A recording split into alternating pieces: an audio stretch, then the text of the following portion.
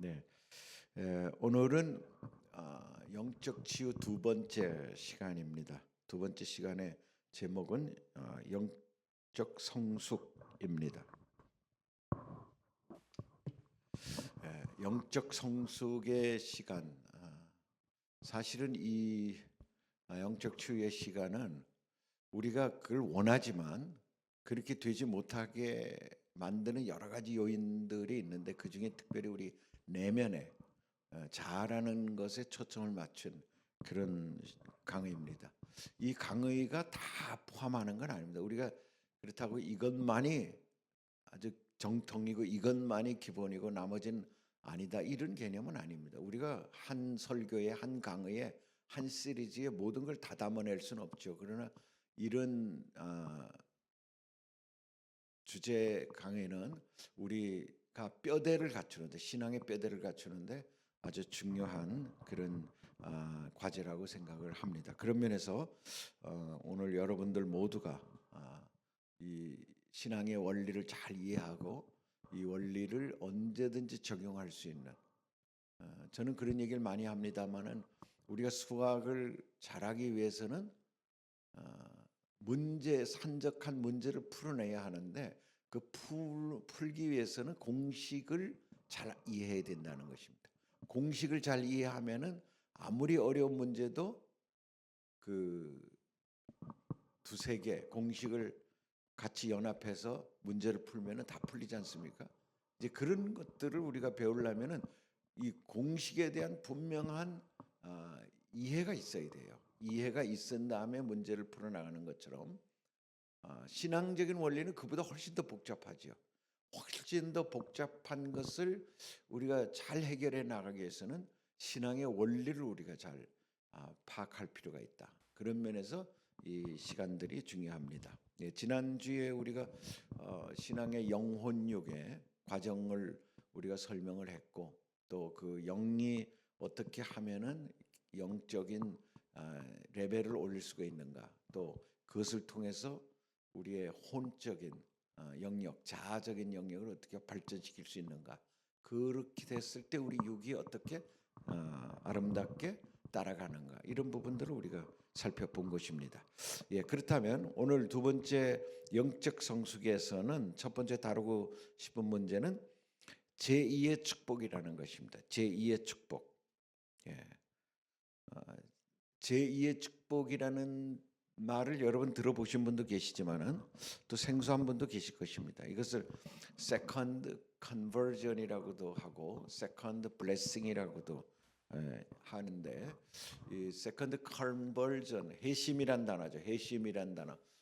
회심이란 단어를 쓰기도 하고 blessing 축복이란 단어를 쓰기도 하고 그렇습니다. 이게 교단마다 틀립니다. 예.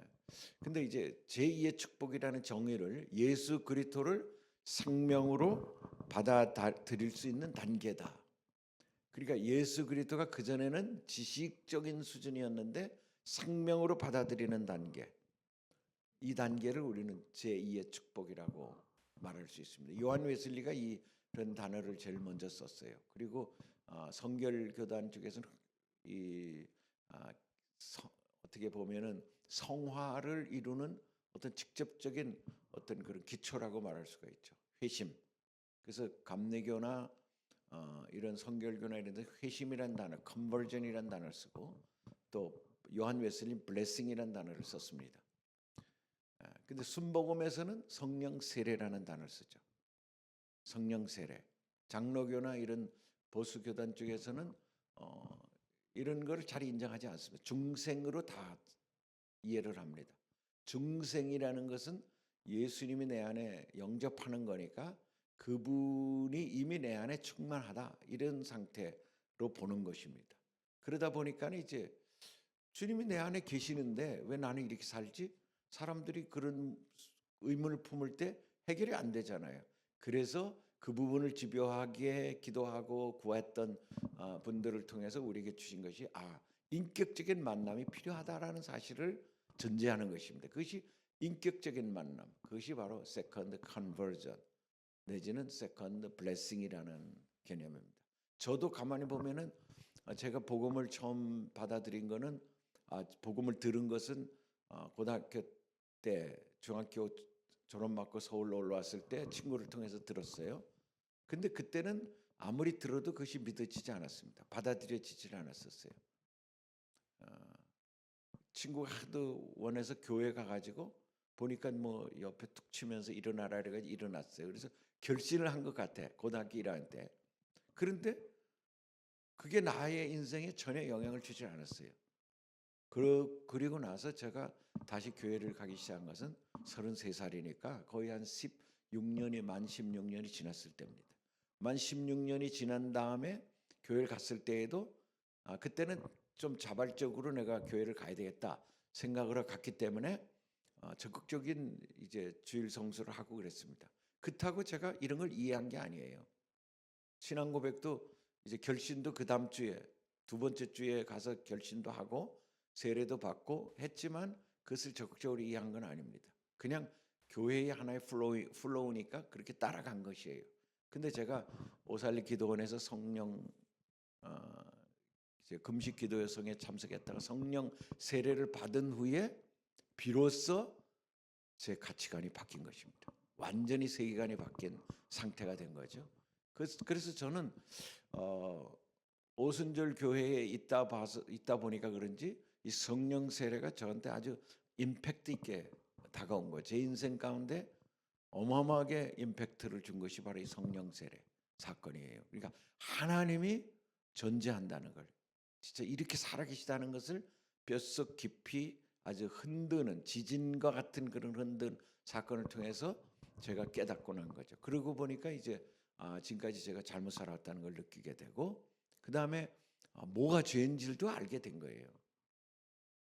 그냥 우리가 눈에 보이는 뭐 살인죄라든가 뭐 무슨 음란한 죄라든가 이런 것만 죄가 아니라 예수를 부인하고 예수를 믿지 않으려고 하고 하나님이 어디 계시냐고, 이게 다 죄더라고. 하나님을 부인한 죄, 예수님을 인정하지 않은 죄, 이런 것들이 가장 큰 죄인 것을 깨달았죠. 이렇게 하나님이 살아계신데 그분을 받아들이기만 했으면은 해결될 문제를 그분을 믿지 않고 거부하고 소극적임으로써 우리가 놓치는 게 너무 많았다는 거예요. 그래서 이것이 가장 큰 죄라는 걸 저는 알았습니다. 그러니까 저 개인적인 경험으로 보면 성령 세례가 가장 중요한 제2의 축복 사건이라는 겁니다. 근데 이것을 성령 세례라고 우리 오순절 쪽에서는 이야기를 하지만 감리교에서는 이걸 성령 세례를 하지 않고 회심이라고 한 겁니다. 뭐 또 보수 쪽에서도 그렇고 회심이라는 단어를 쓴 거예요. 제가 우리 교회를 처음 세웠을 때 우리 교회 주로 이제 선교사 사모님들하고 전도사님들 이런 분들이 이제 성도들이었죠. 그래서 제가 제자 훈련을 함께 같이 한 적이 있어요. 이렇게 한 10명 정도 모여서 늘 이제 일주일에 한 번씩 모여가지고 이제 같이 성경 공부를 했는데, 그러면서 나누기를 했습니다. 나누는 거를 했어요. 공부를 하고 나누고 이렇게 했는데 각 교파가 다 있죠. 장로교, 뭐 감리교, 침례교, 순복음 뭐 이렇게 다양한 교파의 사모님들이에요. 이게 처음에는 제가 설교를 하니까 좀 이해하지 못하는 부분도 있었죠. 그러나 뭐 말을 할 수는 없고 이제 이랬던 것 같아요. 그런데 성경 공부를 하면서 이거는 우리 교회에서는 회심이라고 말하는데요. 이거는 성령 충만이라고 말하는데 이거는 우리 증생이라고 말합니다. 소위 말하면 어떤 사건을 가지고 해석하는 그 용어 자체가 틀리다는 걸 알았어요. 똑같은 사건의 경험들이 있는데 그것을 해석하는 사건이 틀리니까 우리 주님을 만났다 그러는데 꼭 목사님은 성령님을 만났다 그러고 성령의 음성을 들었다 그러니까 우리도 그게 좀 헷갈리고, 아니 주님이면 다 아니야?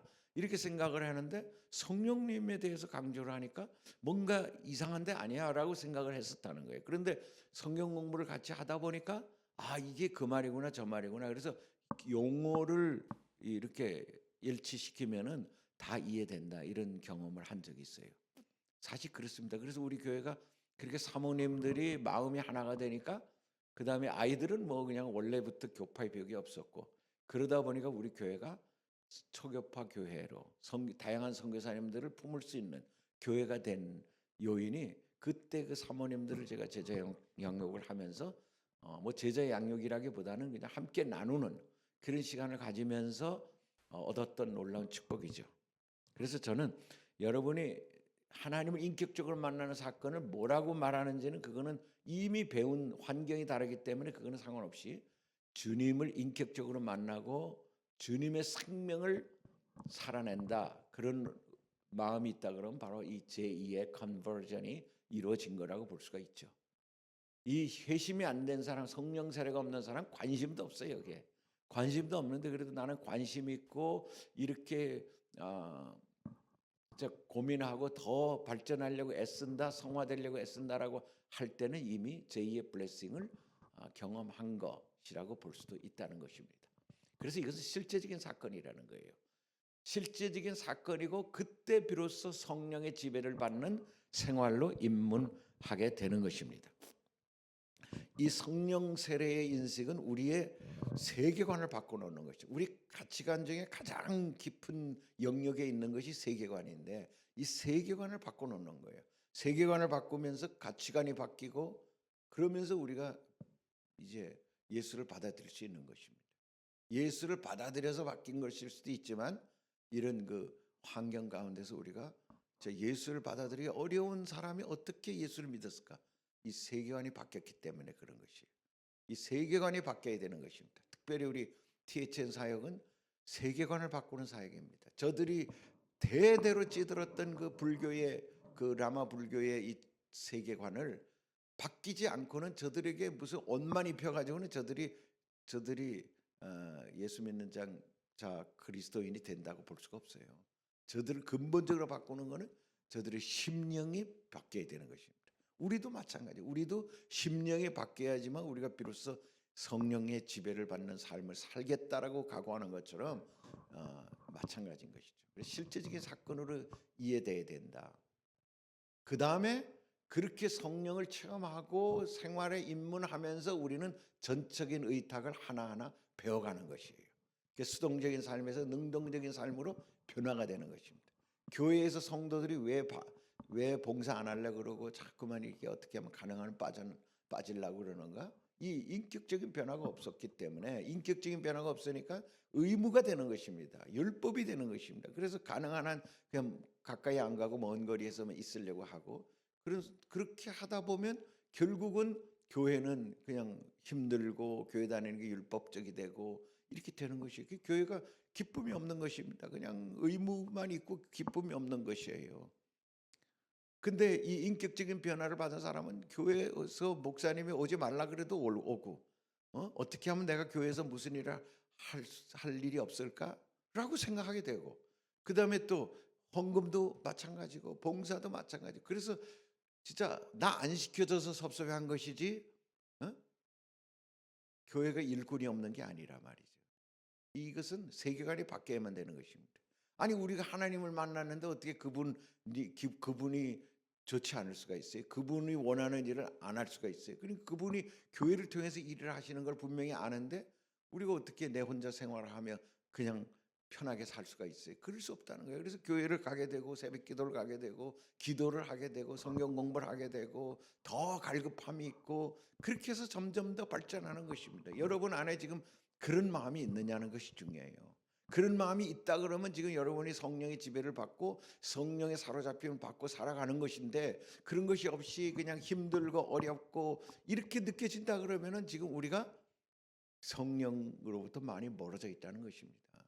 네, 그런 거 아닙니까? 그래서 전적인 의탁도 바로 우리가 수동적으로 해서 어떻게 전적인 의탁이 되겠어요? 스스로가 적극적인 삶으로 능동적인 삶으로 변화될 때 그때 전적인 의탁이 우리 안에서 체험이 되고 우리 안에 경험된 그 전적인 의탁이 결국은 열매로 나타나게 되는 것입니다. 이것을 우리는 알아야 되고 또 이것을 믿어야 됩니다. 그래서 요한복음 8장 32절 같이 읽습니다. 시작. 진리를 알지니 진리가 너희를 자유케 하리라. 우리가 아는 것만큼 자유해지고 아는 것만큼 행동하게 되고 아는 것만큼 가게 되는 것입니다.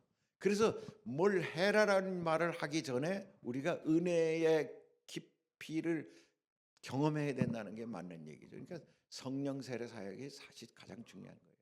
그리고 또 성도들을 성령 충만하게 만드는 것이 교회 사역의 가장 중요한 것이죠. 제가 우리 THN 기도회를 시작하면서 재정의 교육 재정 강의를 했고 지금 이제 영적 치유 강의를 하잖아요. 그 이유가 있습니다. 이게 사실은 어떻게 보면 선교하자는 건데 선교하는데 문제는 선교가 기쁨으로 감당해야지 그 사람이 일을 하는 거지 뭐 의무처럼 나도 선교해야지 해서 이게 되겠습니까? 특히 우리가 교회가 아닌데 여기는 이제 하나의 어떻게 보면 파라처치. 네. 그래서 자 우리 성도들 뭐 중경 출신들이나 또 여기서 만난 성도들이나 이분들이 먼저 영적인 자유함을 얻을 때 그리고 하나님의 은혜 가운데서 재정의 문제가 풀어지고 건강의 문제가 풀어지고 이럴 때 우리는 진짜 하나님 살아계시는구나. 이 하나님께 내가 더 가까이 나가야 되겠구나. 이 하나님을 내가 더 사랑해야 되겠구나 라는 마음을 가지게 되고 그것이 그럼 하나님이 사랑하는 길이 뭘까? 하나님 교회를 봉사하고 몸된 교회를 섬기는 일이지. 그래 그보다 더 하나님께 나가는 일이 뭘까? 하나님의 마음을 잃는 것이고 그 하나님의 마음은 지금도 아직도 주님 앞에 들어오지 못하는 수많은 양무리들을 구원하길 원하시는 하나님. 그러면서 선교의 영역이 확장되는 것입니다. 선교가 그래서 생기는 것이지 무슨 의무라고 해가 선교하겠습니까? 할 수가 없다. 그래서 우리 이 THN THN 선교가 발전하려면은 우리가 진짜 이 THN을 중보하고 후원하는 팀들이 강하게 일어서야 되거든요. 그 강하게 일어설 수 있으려면은 우리가 뭐 선교사님들끼리만 연합해 가지는 안 되는 거 아닙니까? 그러기 위해서는 우리가 이 중보와 또 섬기는 무리들이 진짜 하나같이 일어나 가지고 그분들이 진짜 기도하고 중보하고 또 후원해서 선교사님들이 일할 수 있도록 밀어드리고 하는 역할을 해야 되는데 우리 THN에 주신 비전과 꿈은 너무나 크고 아주 명확한데 지금 그런 일을 감당할 수 있는 이 소위 말하면 기초가 이 무리가 너무 없는 거죠. 우리가 한국에서. 그래서 그게 내 마음의 부담이 되고 한국에서 앞으로 이런 일들이 일어나서 우리 성도들이 그냥 자기 사역과 자기 교회에만 그냥 거기에만 초점을 맞추는 것이 아니라 이 세계의 선교 하나님의 나라를 바라보며 주님의 마음을 붙잡고 진짜 기도하는 무리들이 다양하게 일어나야 되는데 땅끝 선교를 위해서도 일어나야 된다라고 저는 보는 것입니다. 그렇게 우리가 진리를 할 때 진리가 우리를 자유케 하고 그러면서 우리를 풀어내서 우리를 하나님의 일에 우리를 부르시는 것이에요. 그래서 자아가 처리되기 전에는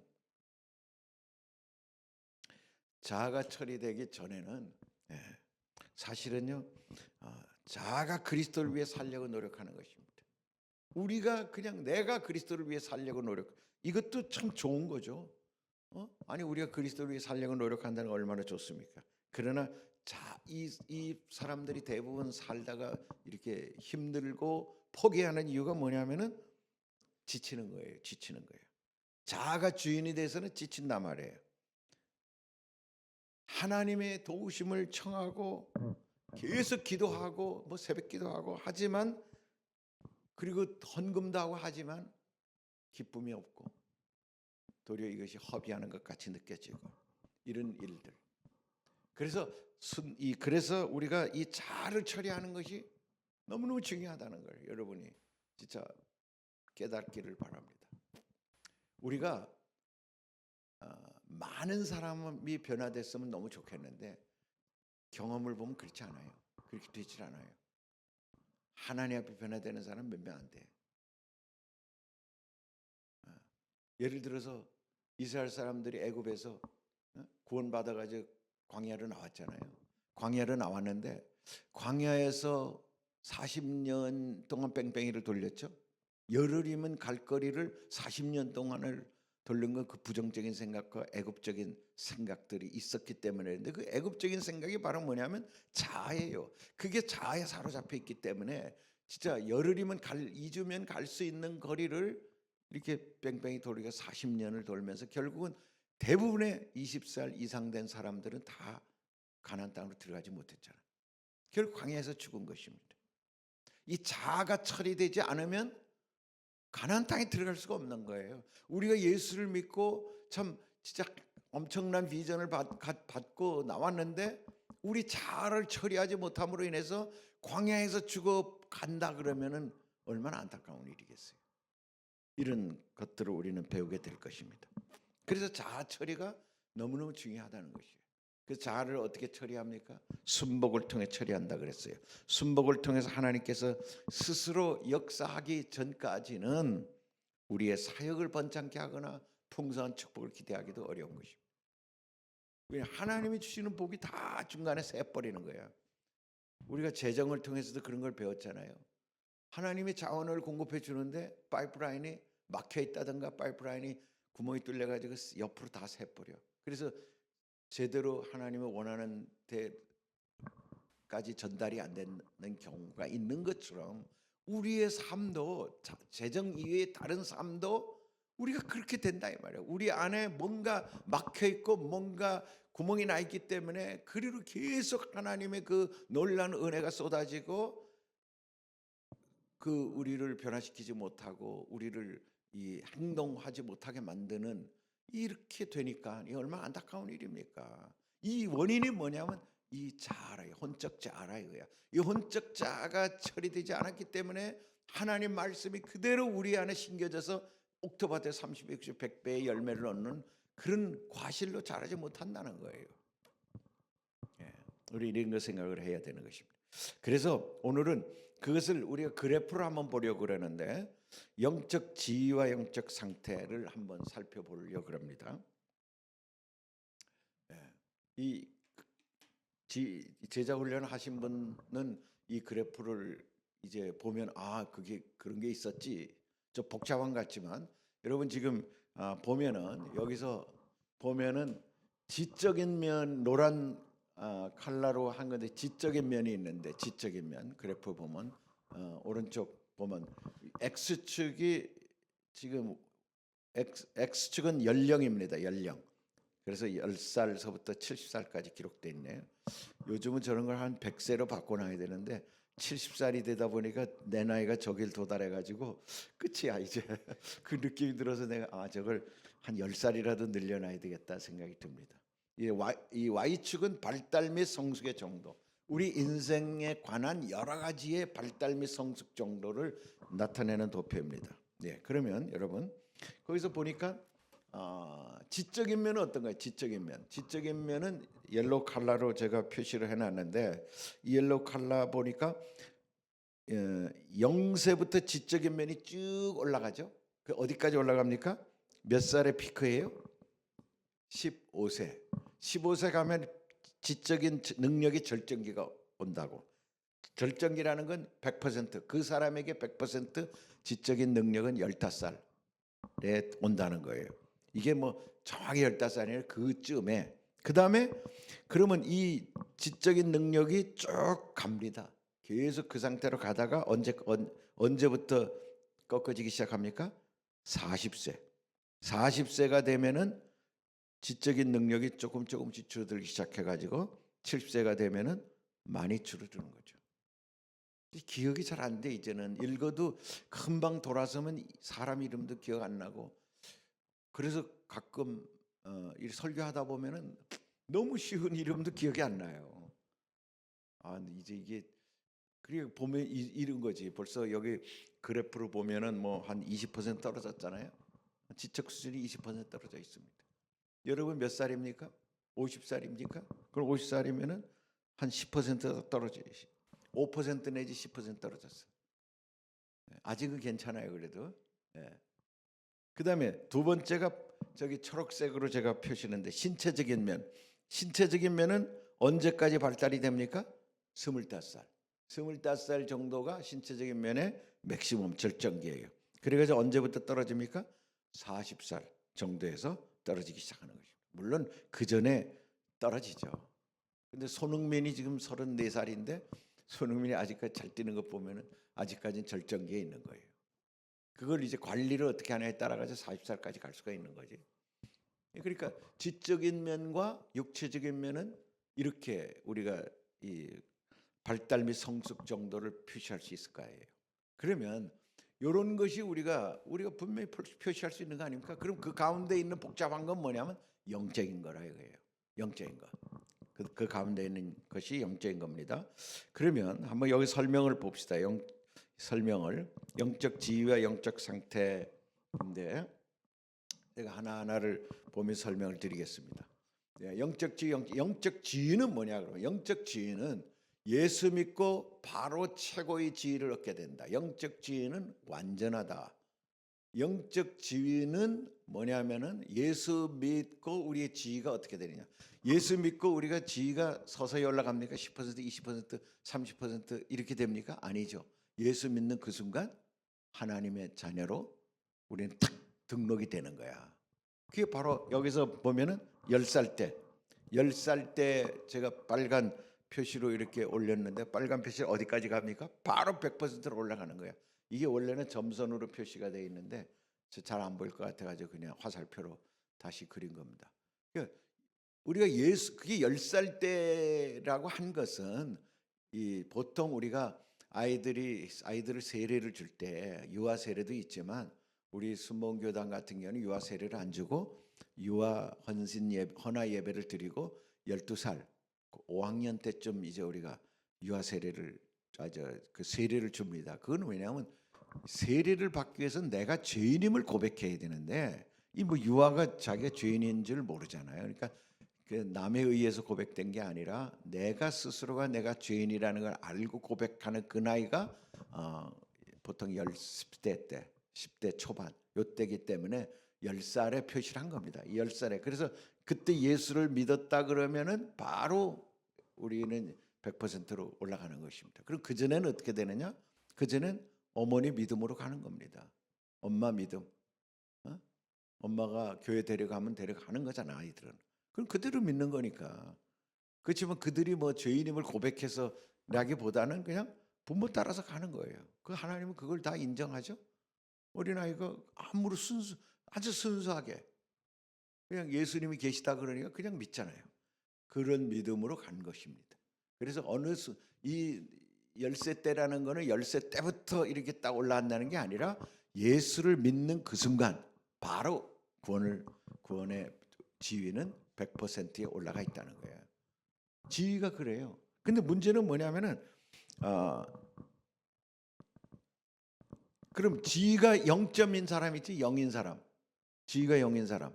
그 사람이 누구예요? 여기서 보면은 그 나이 하는 그 X축에 바로 제일 끝에 붉은색으로 육에 속한 사람이란 말이 있죠. 그 육에 속한 사람이라는 의미는 전혀 영적 지위를 갖지 못한 상태. 즉 0점인 상태지. 0점. 빵점. 빵점은 뭐예요? 믿지 않는 사람. 예수 믿지 않는 사람. 바로 예수 믿지 않는 사람이 바로 육에 속한 사람입니다. 죄인된 상태입니다. 그걸 죄인된 상태라 그러죠. 여기서 검은색으로 밑에 X축으로 쭉 가는 이것이 바로 육에 속한 사람의 모습입니다. 그냥 죽어 있는 거예요. 영이 죽어 있는 상태예요. 그런 사람이 있죠. 교회를 나와도 예수 믿지 않으면 이거예요. 그러니까 그런 사람이 볼 때는 목사님 말씀이 전혀 그 말씀이 영적으로 들리질 않겠죠. 그러니까 인간적으로 도덕 얘기하고 윤리 얘기하면은 고개 끄덕끄덕 하지만은 좀 영적인 얘기하고 좀 기적적인 얘기하고 그러면 저것도 사기치는 거 아니야? 이렇게 보는 것입니다. 좀 믿어지질 않는 것이에요.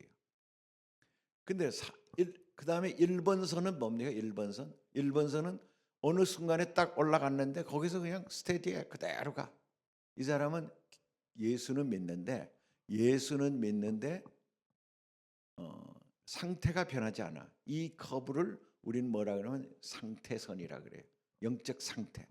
자기 지위는 지금 이미 100% 올라가 있는데 내가 그걸 깨닫지도 못하고 영적 상태가 1번으로 그냥 쭉 가는 거야. 이거는 뭐 변하지도 않아. 이런 사람도 있어요.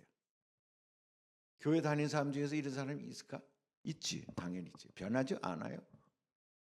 이런 사람들이 주일 예배만 나와. 주일 예배만 나오고 뭐 봉사할 생각도 안 하고 더 뭐 부흥회를 해도 안 오고 전혀 움직이지 않는 사람.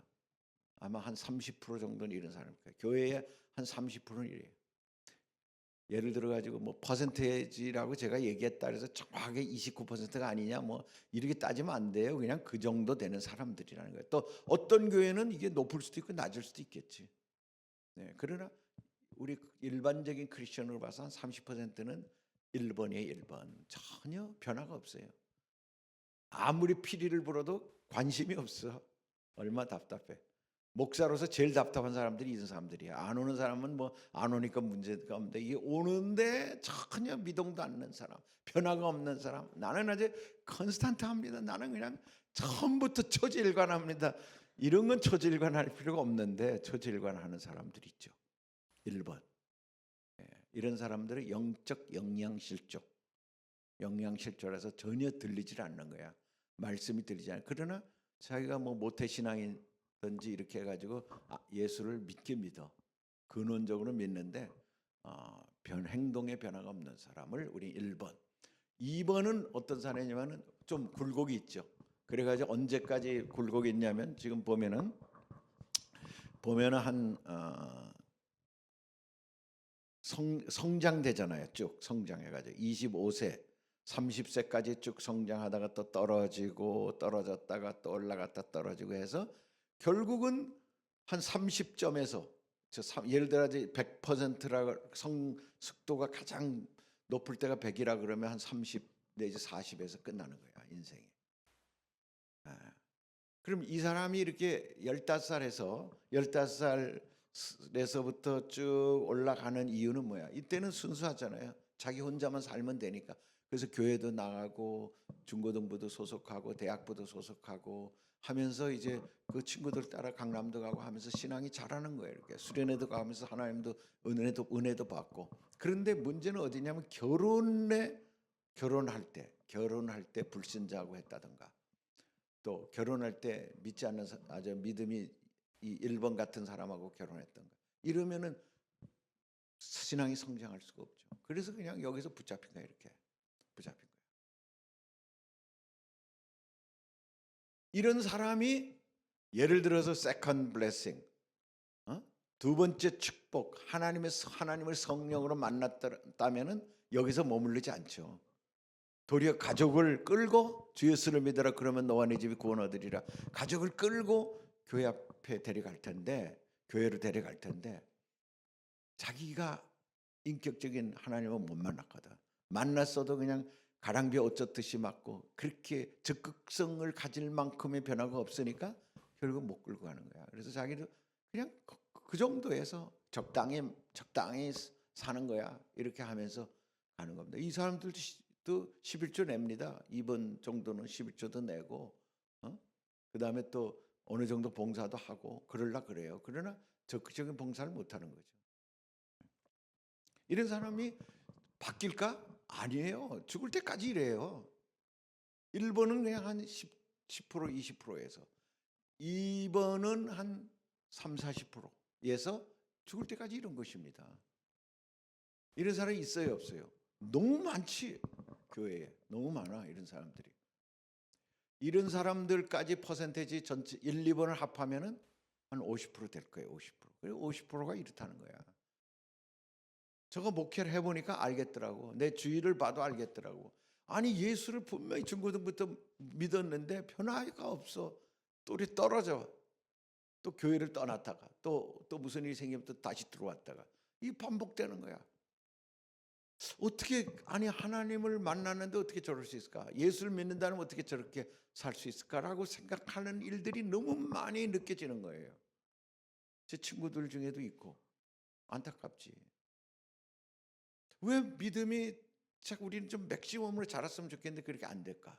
라는 고민이 생기는 단계입니다. 왜냐하면 자아 때문에 이게 다 자아예요. 혼을 처리를 못했기 때문에 그래.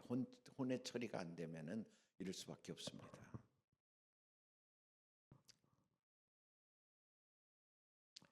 예, 이런 사람들 평균적 그리스도인이라 그래. 평균적 그리스도인. 그러니까 1번은 영적 결핍과 영적 영양 실조, 2번은 평균적인 그리스도인. 여기 들어오신 분은 뭐 그런 분은 없겠죠. 여기 들어오신 분.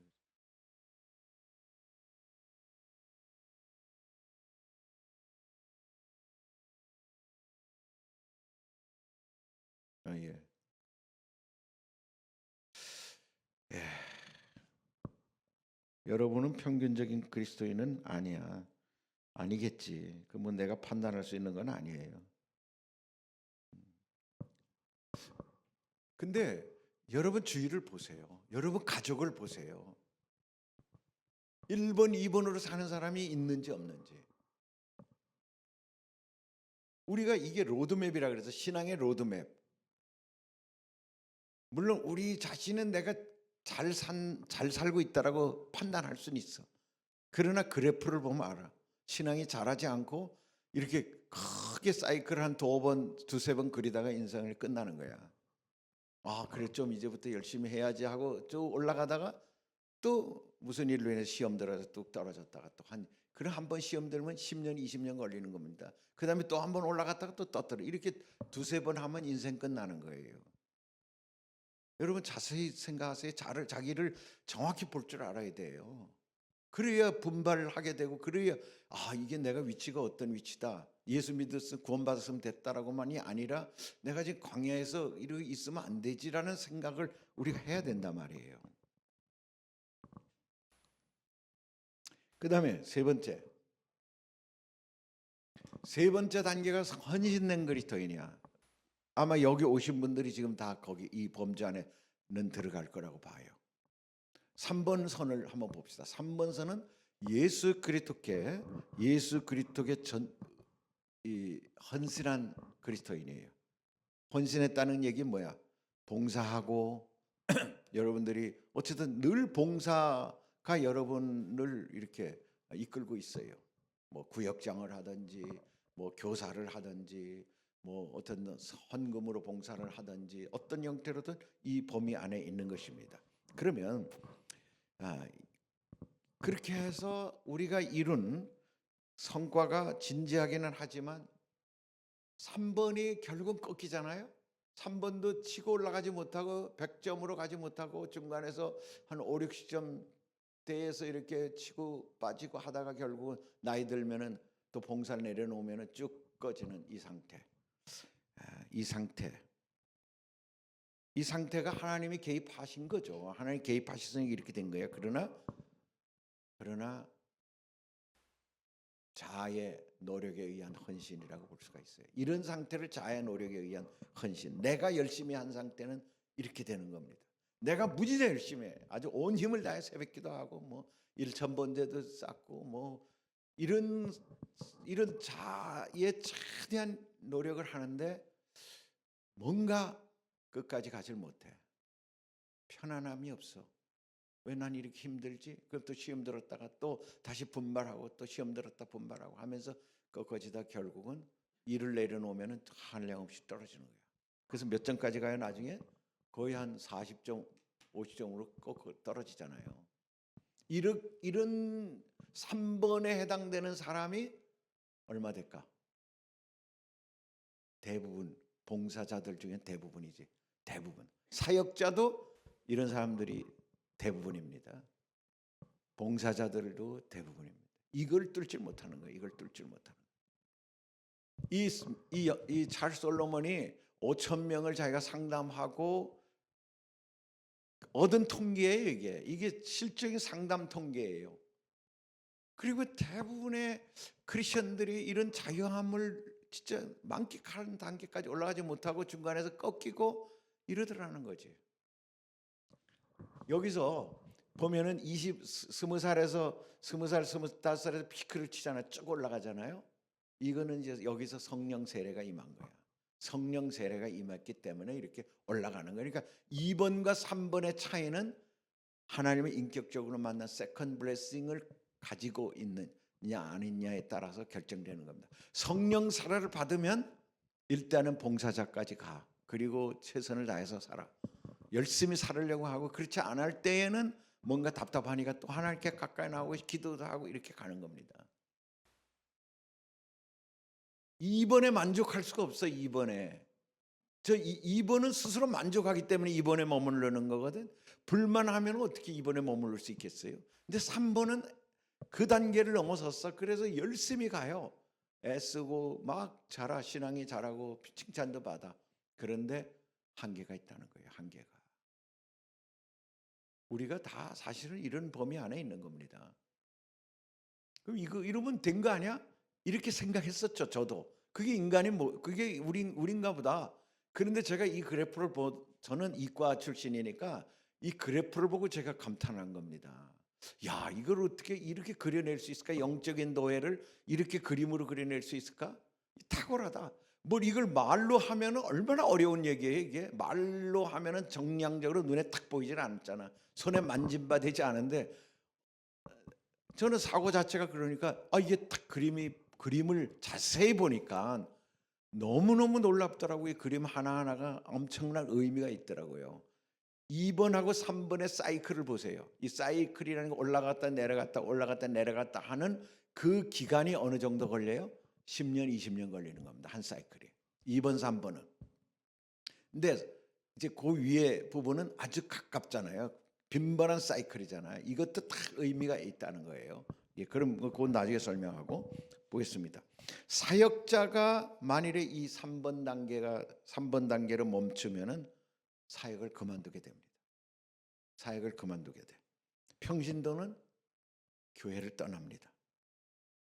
왜? 내가 이렇게 애썼는데 나를 알아주지 않는 것 같고 열매가 없는 것 같고 뭔가 시험에 들고, 그럼 교회를 떠난다는 게 뭐 완전 떠날 수는 없겠죠. 다른 교회로 가고 옮기고 하는 겁니다. 그래서 또 거기서 다시 시작하려니까 또 그만한 시간이 걸리고, 그래서 두세 번 하다가 끝나는 거예요, 인생이. 예. 참 우리가 그러니까 여러분, 우리 신앙을 이렇게 사이클을 그려보면은 우리도 그래.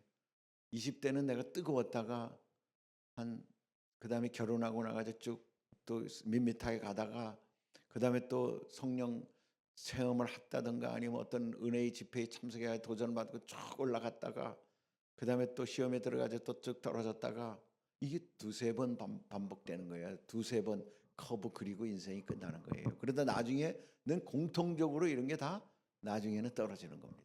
나이 들면 봉사가 안 되잖아요. 그러니까 정규적인 모임에 나가기 어렵지, 하다 보면은 영적이 떨어져. 그러니까 그다음엔 그냥 습관적으로 자기 인생을 마감하고 마는 거예요. 그리고 자기 본성이 막 드러나, 나이 들면. 노인네들이 욕심이 있다 그러잖아요. 그런 것이 왜냐하면 이 성숙되지 못했기 때문에 본성이 나타나는 거야. 본성이 섭섭함이 쉽게 들고.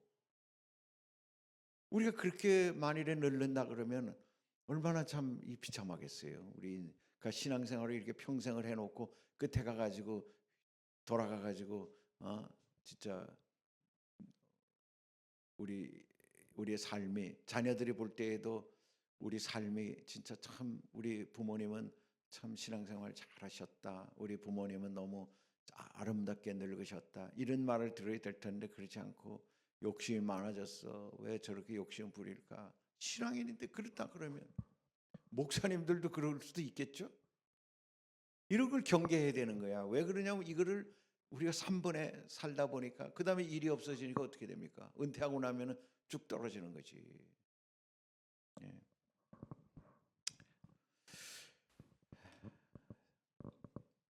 자에도 불구하고 하나님께서는 이런 3번의 유형들을 때때로는 축복합니다. 사용하세요. 그러나 그들이 영적인 성인으로까지 이르지 못한다. 그냥 자인으로 살다가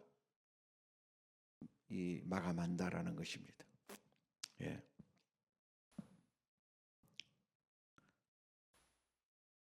그 다음에 이제 4번이 아주 중요한데 사실 실질적으로는 이건 이루기가 쉽지는 않은 것 같아요. 그러나 4번이 있다는 걸 알아야 돼요. 우리가 4번이 있다는 걸 알아요. 지금 이미 이런 상태에서 살고 있는 사람들이 있을 겁니다. 4번은 영적 성인. 이 표현을 성숙하다 그러면 또 성숙은 정도가 있으니까 성인, 그 다음에 자아인, 자아를 중심으로 사는 사람, 육신적인 사람, 육신적인 사람이라니까 1번, 2번, 3번은 육신적인 사람이에요. 0번은 어떤 뭐라고 불러? 육적인 사람. 육적인 사람 완전 육만 있는 사람이고, 0이 제로고 2, 3, 1번, 2번, 3번은 영적인 어떤 퍼센티지가 나와요. 그 사람한테서 영적인 상태가 있긴 있는데 결국은 육신이 사로잡는 사람이지. 육신이 지배받는 사람이라 해서 육신적인 사람이라고 말할 수 있어요. 4번이 영적인 사람, 신령한 사람이라고 말할 수가 있는 겁니다. 이 4번 보십시다. 4번의 영적 성인이라고 그래서 표현을 합니다. 성숙한 그리스도인의 최고 단계를 말할 수 있고 전적인 의탁을 배우는 단계, 이 전적인 의탁을 통과한 사람이죠. 완전 그렇다고 성인이 아니 완전한 사람이 됐다는 게 아니라 배워가지만 이 40세쯤에 쭉 올라가는 이 돌파하는 단계를 가진 사람입니다. 돌파해서 쭉 그다음부터 이 계속적인 커브를 그리면서 올라가죠. 치고 받고 올라가죠. 그러니까 1, 2, 3번은 꺾어지지만 4번은 끝까지 가서 거의 정점으로 죽을 수 있다는 겁니다. 참 너무 아름다운 일인데 그런데 여러분 여기서 이 나이가 40세 때예요. 40세라는 건 물리적인 나이로 기준이 아니라 우리가 모태신앙 0세부터 시작한 어렸을 때부터 예수 믿은 사람이 진짜 정상적으로 만일에 우리가 간다 그러면 한 40세 정도 되면은 이런 단계를 맞이하게 돼서 이걸 넘어가는 사람이 있고 여전히 또 꺾어지는 사람이 있다는 거예요. 여러분 중에 40살 된 분들이 있네. 내가 보니까 40대가 한번 잘 보세요. 여러분이 어떤 상태에 있는지. 그래서 전적인 의탁을 경험하는 거야. 이게 경험하는데 언제 경험을 하냐면 그 한 예를 들어 가지고 30세에서 40세까지는요. 이 사람은 발전 속도가 그렇게 높지 않아요. 누가 더 발전해? 3번이 더 높아요. 3번이 더 높아. 이 사람은 그렇지 않아. 이 사람도 성령 체험을 했지만은 그 올라가긴 올라가는데 고민이 많아. 내가 하나님 앞에 이렇게 살아야 되느냐. doing보다는 being의 존재에 더 관심을 갖는 사람이에요. 크리스천이란 뭔가? 내가 어떻게 살아야 되는가? 이걸 끊임없이 생각하는 사람이에요.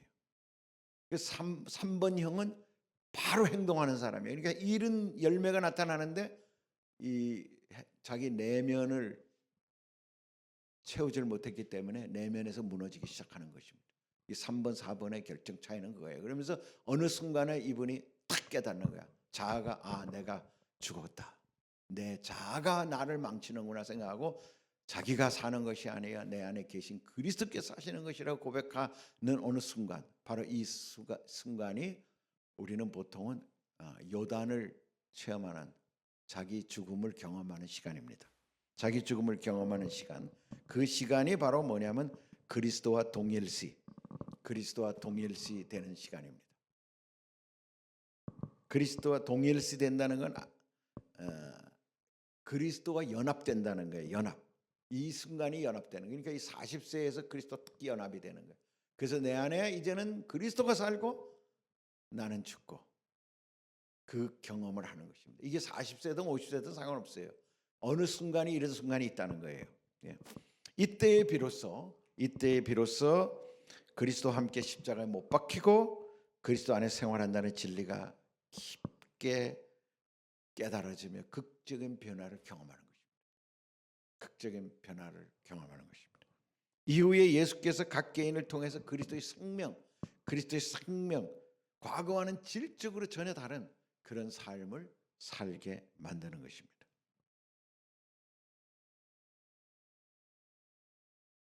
그리스도와 동일시되고 그리스도 연합이 일어나는 단계. 이 자원의 고갈과 자아의 종말 경험. 이 좀 어려운 말인데 즉 자원의 고갈이라는 거는 예를 들어서 내 육신으로는 살 수 없게 만들어.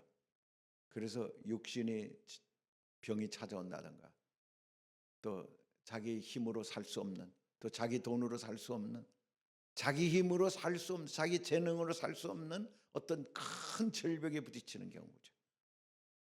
그 상태가 될 때 자아가 깨지는 시점인 것입니다. 그게 초대장이에요. 우리는 무슨 일을 하다가 내가 주님 일을 하는데 어떤 큰 벽에 부딪혔을 때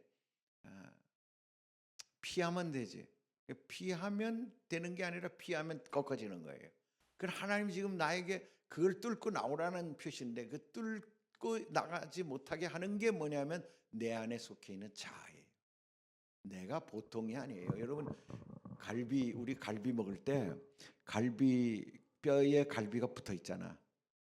그거 어떻게 떼요? 그냥 떼어집니까? 안 떼어지잖아요. 물속에 푹 끓이면은 이게 끓였을 때 그다음에 자연스럽게 떼어지잖아. 그다음에 불에다 아주 고가지고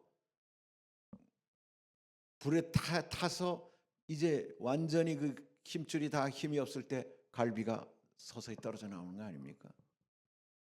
그냥 정상적인 상태에서 아니 뼈와 갈비는 분명히 이게 종류가 다르기 때문에 떨어져야 되는데 안 떨어지잖아요. 그게 붙어 있어요. 안 떨어져요. 우리 자아가 우리 몸에 그렇게 붙어 있는 거야. 우리 자아라는 게 그렇게 쉽지 않아요. 떼내기가. 그래서 자아가 쉽게 떼내지지 않기 때문에 우리는 그런 고난을 통과해서 고난을 통해 가지고 우리가 이 자아를 떼내는 것이 하나님이 강제로 하지 않으면 우리 스스로가 떼내지질 못해요. 우리 그런 걸 다 경험하지 않습니까? 그래서 이런 자원의 고갈 상태에 이를 때가 어떤 면에서 보면 신앙에 가장 성장할 수 있는 때예요. 우리가 보면 보통 간증할 때 하는 사람들 보면 가장 힘들 때 주님 만난 얘기예요. 그죠? 그렇기 때문에 간증의 자리까지 온 거예요. 근데 그 힘들 때 주님을 비난하고 떠났으면 간증이 안 생기는 거지. before, after가 안 생기는 거지. 근데 그때 내가 주님을 만나서 이겨냈다는 것이 간증이 되잖아요. 그 간증의 시점이라는 것이 바로 뭐냐면 내가 죽은 경험이에요. 내 육신의 생각으로는 절대 할 수 없는데 성령께서 어떤 순간에 나에게 개입하셔서 예수님이 개입하셔서 내가 그를 이길 수 있는 힘을 얻었다. 그래서 내가 그 싸움에서 승리했다. 하나님 영광 돌립니다. 주님이 하셨습니다. 라고 말할 수 있는 거예요. 그게 자아의 종말 경험인 거예요. 이런 자원의 고갈과 자아의 종말이 경험돼야만 자아가 끊어지고 그 다음에 예수님이 그 다음부터 일을 할 수가 있는 것입니다. 허드슨 테일러는 그것을 사역자로 파송한 다음에 10년, 15년 지난 다음에 경험했다는 거 아닙니까? 우리가 사역자가 됐다 그래가지고 바로 이런 상태가 이르는 게 아니에요. 우리도 무한히 아까 3번 같은 상태로 3번 정도 되니까 이제 사역자가 되겠지. 그래서 사역자로 하면서 애를 쓰고 막 열을 내고 하는데 어느 위기에 봉착하면은 어떻게? 우리는 본능적으로 회피하려고 생각이 들고 도망가는 것입니다. 사역을 내려놓고 옮기게 되는 것입니다. 그런 마음이 들죠. 장소를 옮긴다던가. 저도 그런 경험이 있었어요. 우리 존경하는 교회를 세운 다음에 한 7년 지났을 때 교회가 성장이 안 되고 계속 그냥 들어오는 만큼 나가고. 왜냐하면 교민사회가 발전이 안 되니 교민사회가 300명으로 고정이 되니까 한 5년을 성도는 한 100명 되는데 그 성도가 계속 들어왔다 나갔다. 그러면서 교회가 성장이 되질 않아요. 그래서 제가 지쳤어요. 뭐 별 방법을 다 써와서 100일 저녁 기도회 해가지고 성경에 나오는 모든 기도 제목들 이 기적의 사건들을 가지고 설교하기도 하고 뭐 별 일을 다 해봤어요. 경험해봤어요. 그런데 안 되더라고. 그래서 내가 이제 내가 중경에서 사역을 그만둬야 되겠다 해가지고 중경을 떠나려고 생각했어요. 제가. 근데 그냥 떠나면 안 됐잖아요. 그래서 하나님께 물었지. 하나님, 제가 이제 7년 됐는데 떠날 때 되지 않았습니까? 이상하게 7년에 한 번씩은 옮기더라고 내가.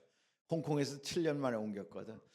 그런 또 징크스가 생각이 나가지고 나는 이게 7년에 한 번씩 회사도 한 7년 하다가 그만두고 뭐 홍콩 와서도 7년 하다 그만두고 그러니까 중경도 한 7년 하다 그만두는가 보다 생각이 들더라고. 합리화로. 그때 제가 또 이 오랄로버치에서 박사학위를 딱 받았을 때 그러니까 한국에서도 이제 정 목사 들어와야지. 우리 어머니도 너는 안 들어오냐? 그러지 뭐 만나는 사람마다 이젠 들어와야지. 제가 55세 때쯤 됐는데 너 지금 안 들어오면 기회 없어 막 이러는 거예요. 그러니까 뭐 난 들어갈 생각한 건 아니지만 지금이 하나님 부르시는 때인가 생각이 들었었어요. 그래서 기도를 했는데 그때 하나님이 제게 깨달게 해준 것이 그 엘리사에 보면은 엘리사의 종이 죽고 그 과부가 재정 때문에 빚을 져가지고 자기 아들을 종으로 뺏기는 상황이 벌어졌잖아요. 그래가지고 그게 아니 죄송합니다. 그게 아니라 엘리사의 종이 이제 엘리사의 종들이 나무를 하다가 요단 강가에서 나무를 해서 신학교를 세우려고 하다가 이걸 도끼가 빠지는 바람에 도끼를 잃어버렸어. 그 빌려온 건데 얼마나 귀중하겠어. 쇠로 만든 도끼인데. 그래가지고 이제 선지자한테 와가지고 선지자한테 이렇게 됐다 그러니까 선지자가 뭐라 그럽니까? 어디에다가 빠뜨렸느냐. 그래서 어디에 빠뜨렸더니 거기 나뭇가지를 던지니까 도끼가 뽀뽀뽀 올라오는 거야. 그래서 그걸 끄집어가지고 다시 도끼 자루에다 끼웠다는 얘기를 들으면서 내가 어디에 지금 뭔가를 빠뜨리고 있는가. 도끼는 제가 그러면서 기도하니까 도끼는 은사 내지는 소명, 부르심이에요. 내가 부르심을 놓치고 있다는 거예요. 그리고 도끼자루 이 한인교회만 붙잡고 있는 거예요. 하나님이 저에게는 선교라는 부르심이 있었어요. 선교라는 부르심이 있었고 그래서 한인교회를 준 거예요. 그랬는데 제가 어느 순간 되니까 도끼는 없애버리고 도끼자루가 커지길 원하면서 자꾸만 교회만 신경을 쓰는 때였어요. 그걸 제가 깨달았어요. 그래가지고 내가 도끼를 어디서 잊어버렸느냐 하고 다시 그 소명을 붙잡은 겁니다. 그러니까 마음이 편해지더라고. 그러면서 깨달은 것이 여러분 도끼자루에 도끼를 올려놓은 거 아닙니까? 도끼는 너무 크고 도끼자루가 작으면 못 쓰죠. 또 도끼는 작은데 도끼자루가 너무 크면 안 맞잖아요. 적당한 도끼에 적당한 도끼자루가 있어야 이 힘을 탁 받아가지고 일을 할 수가 있는 거 아닙니까? 그렇구나.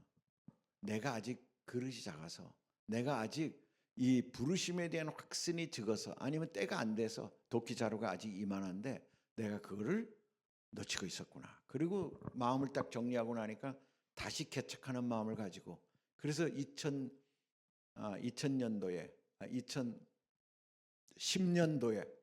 제가 우리 선포를 했습니다. 다시 교회 개척을 하겠다. 그래서 지금 이 자리에서 100명의 성도를 가지고 교회 개척을 다시 하는 마음으로 일하겠다. 내 마음이 이미 새로 개척한다는 마음으로 막 불타고 있는 거야. 그 하나님의 뜻을 알았으니 이제는 사명을 절대로 잊지 않겠다. 그래서 사명을 붙잡고 그리고 도끼자루에 연연하지 않겠다 생각을 하고 나갔더니 그때부터 기업들이 들어오기 시작하고 해서 우리 교회가 부흥하기 시작한 것입니다. 그래서 저절로 한 300명 이상 될 때까지 부흥이 쭉 된 거죠. 그러니까 우리가 부흥을 위해서 아무리 애를 써도 아직 때가 안 되면 안 되는 거예요. 그런 환경이 안 되면 안 되잖아요.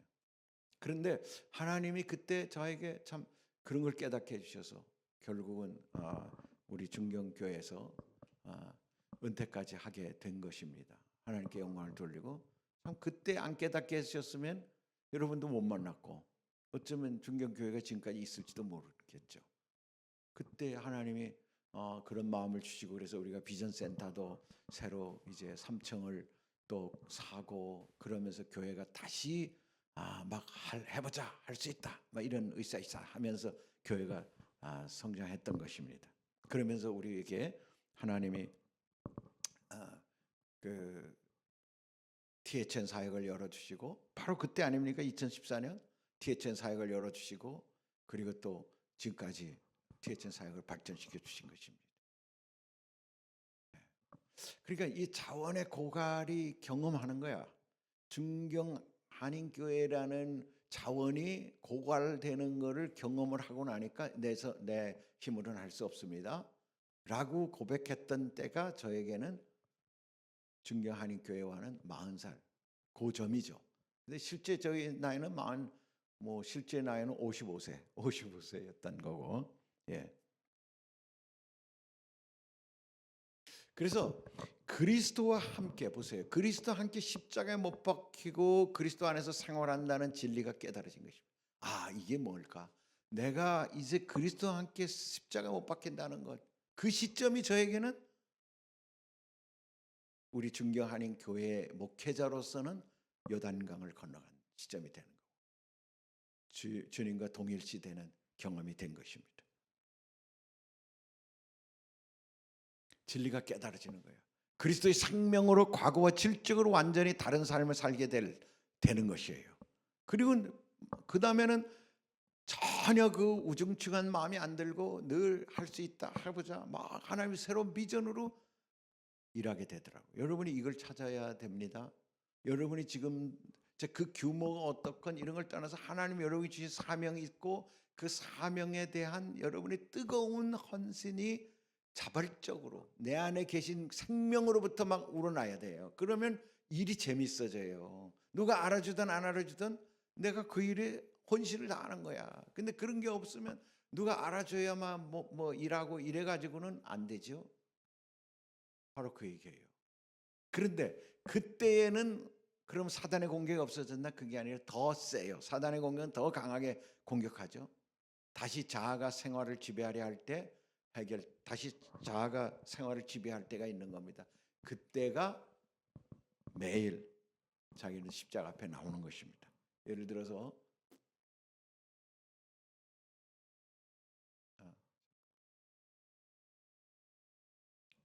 이 그래프에서 보시면 이 그래프에서 40살쯤 됐을 때 쭉 올라가잖아요. 이 뚫고 올라가는 이것이 바로 그리스도와 동일시되는 때인데, 이 동일시된 상태에서 그러면 정점으로 가냐면 그건 아니야. 상태는 여전히 거기서 빈번한 이 사인 그진 뭐라 그럴까 이 진폭이 있게 되는 거예요. 진폭이. 근데 이 진폭의 크기가 아래보다는 훨씬 가깝죠. 그러니까 이 자아의 종말이 와서 이제 그리스도께 넘긴 사람들은 금방금방 깨닫는 거예요. 1년에도 몇 번씩 깨달아. 내가 조금만 지금 멀어졌다 그러면 바로 내가 지금 이 상태가 잘못됐는데 하고 주님 앞에 나오는 거예요. 그래서 다시 또 붙잡히고 하면서 또 올라갔다 내려갔다 이렇게 진폭은 있어. 나침반전은 진폭은 있지만 결국은 이렇게 올라가는 것이에요. 할렐루야. 네. 여러분이 모두 이렇게 되기를 예수 이름으로 축원을 드립니다. 그러면 그리스도 안에서 승리는 그리스도 안에서 있을 때만 가능한데, 자아가 종말. 누가복음 9장 23절. 누가복음 9장 23절. 같이 한번 읽습니다. 누구든지 나를 따라오려거든 자기를 버리고 날마다 제 십자가를 지고 나를 따르라. 자기를 버리고, 이 자기가 누구냐면 자아예요.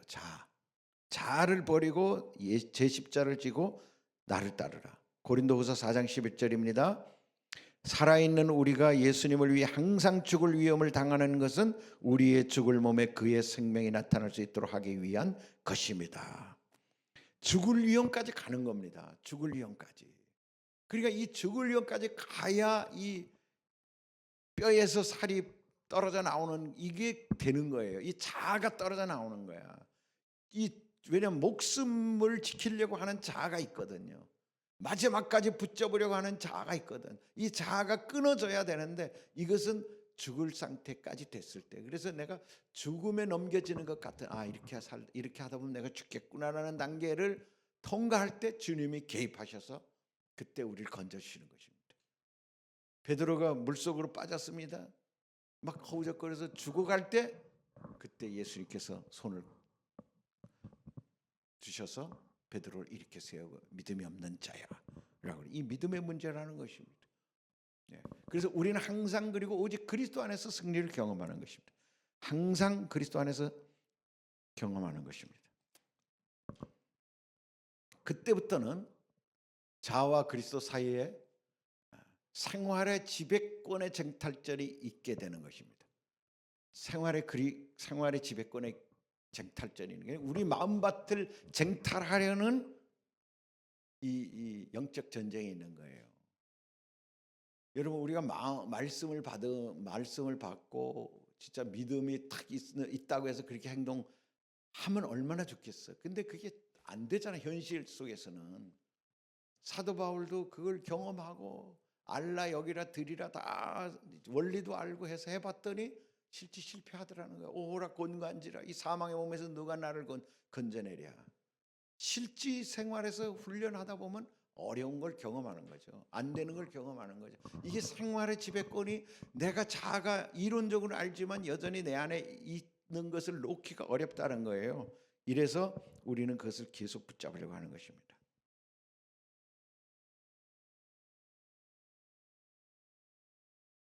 그 다음에 빌립보서 1장 6절 여러분 가운데 선한 일을 시작하신 하나님께서 그리스도 예수님이 다시 오시는 날까지 그 일을 완성하실 것을 나는 확신합니다. 여러분 안에서 그 일을 시작하신, 여러분 안에서 이 성숙을 시키길 원하시는 그분이 여러분의 안에 주인이 되면 우리를 일으켜서 바로 하나님 가장 원하는 모습의 장사와 몰량으로 우리를 이끌어 가신다는 것은 명약관한 진리인 것이에요. 그것이 주님이 원하는 것입니다. 아멘. 그리스도의 연합은 성숙 자체라기보다는 그래서 영적인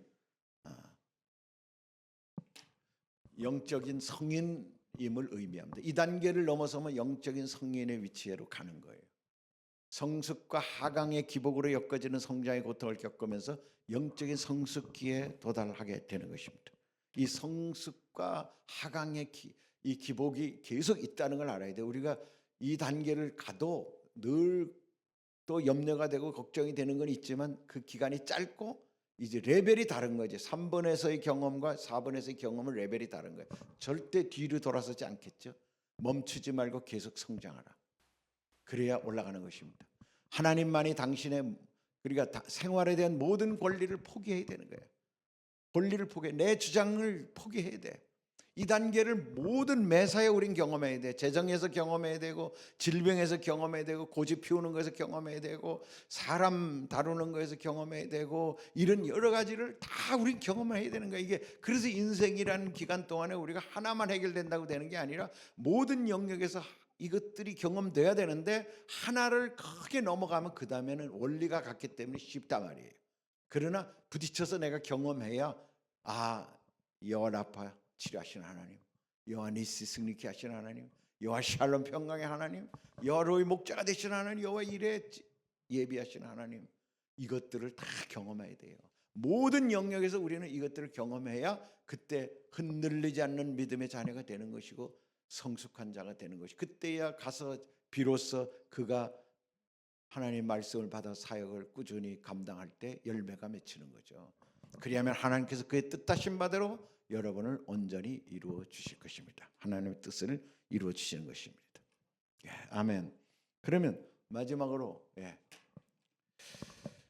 오늘 여러분 좀 어떤 분은 이게 더 어려울 수 있어요. 그래프로 보여준다는 게 저한테는 이 그래프가 엄청난 크리스천의 어떤 로드맵을 보는 눈을 갖게 만들었어요. 그러니까 지금 내가 부족한 것도 알아요. 지금 내가 3번에서 4번으로 아직 못 간 부분이 뭐라는 것도 알아요. 그러니까 훈련하는 거야. 그렇죠. 흔들리지 않고 시험 들지 않고 뒤처지지 않고 앞으로 가려고 하고 또 멈췄다가 좀 쉬었다가 가고 하면서도 끝까지 가려고 하는 게 있겠죠. 이걸 다 알면 목표가 저긴데 예서 말 수는 없기에 가야만 하는 우리 크리스천이 있는 겁니다. 아멘. 사랑하는 성도 여러분, 지금 여러분은 몇 번 라인에 있습니까? 여러분은 지금 1번, 2번, 3번, 4번 1번, 2번, 3번은 육신이 지배하는 크리스천, 자아가 지배하는 크리스천이란 말이에요. 4번은 성령이 인도하는 크리스천. 여러분, 우리의 목표는 4번이 되는 것입니다. 그래야만 열매가 남는 일을 하게 되는 것이고, 그렇게 쓰임 받을 때, 하나님께 붙잡힐 때 여러분을 통해서 하나님이 일하심으로 그 열매를 하나님이 영광을 받으시는 것입니다. 내 육신적인 일로, 내 영광을 위해서 남겨진 일로 무슨 하나님이 어떻게 영광을 받을 수 있겠습니까? 오염된 것 가지고. 그래서 우리는 진짜 이 4번에까지 빨리 가야 돼요. 사실은 빨리 가야 되는데 우리는 늘 자아에 뭉개지고 공격받고 이렇게 하면서 우리는 이 세상에서 넘어져서 광야 생활 40년 하다가 그냥 그 자리에서 꼬꾸라지고 죽고 만다 그러면은 얼마나 안타까운 일이겠어요. 사랑하는 여러분, 도전을 받으셔야 됩니다. 여러분이 앞으로 어떻게 살지를, 그리고 여러분 앞에 이런 로드맵이 하나님 원하는 삶이고 그런 삶을 살 수 있도록 우리를 이끌어 주시는 분이 바로 주님이신데, 그분의 손을 붙잡고 나 좀 데려가 주세요. 나와 함께 가세요. 내가 길이요 진리요 생명이니 나로 말미암아 끊어온 아버지께 올 자가 없느니라. 아멘. 그분을 신뢰하고 그분과 동행하며 그분이 살아내는 삶을 사시기를 예수 이름으로 축원을 드립니다. 기도합니다. 하나님 고맙고 감사를 드립니다. 오늘 주님께서 우리 안에 도전을 주셨습니다. 1번으로 살고 있습니까? 2번으로 살고 있습니까? 3번에서 부딪히고 있습니까? 이 동일시가 이루어지지 못하고 있습니까? 자아로 인하여 막혀 있습니까? 주님 이 시간 우리를 뚫어 주시옵소서. 우리의 자아를 깨뜨려 주셔서 우리가 이 깜깜한 장벽을 박차고 나갈 수 있는 하나님 담력과 또 믿음과 또 할 수 있다는 확신을 허락하여 주옵소서. 그래야 우리의 삶이 4번으로 끝까지 앞으로 나가고 결국은 그리스도의 장성한 분량으로 주님 앞에 가서 주님께 잘했다 착하고 충성된 종이라는 칭찬받는 우리 모두가 될 수 있도록 주님 인도하여 주시옵소서. 감사하며 예수님 이름으로 기도드립니다. 아멘.